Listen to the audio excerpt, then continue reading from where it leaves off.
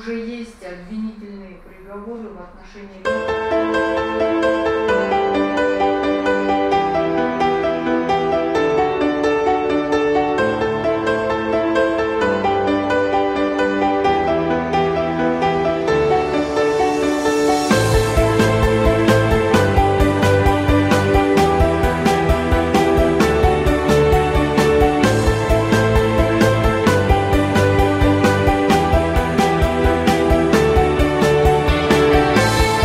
Коомдун пикирин жараткан бул журналисттер жана социалдык тармактагы иштеп аткан блогерлер.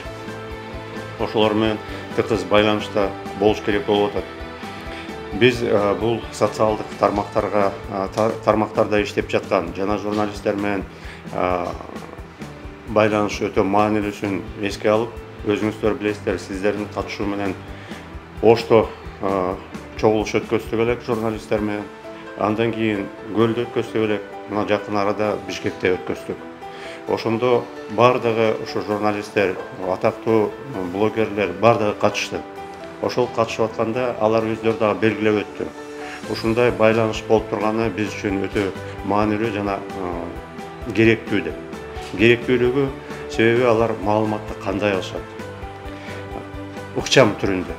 Себеби аларга маалыматты ыкчам түрүндө албаса, bir gün, 2 gün ötüp кеткенден кийин ал маалыматтын мааниси жоголуп калат. Ошондуктан ушул сиздер журналист, блогер болобу, кимиси болот, ошол маалыматты кандай бересиздер?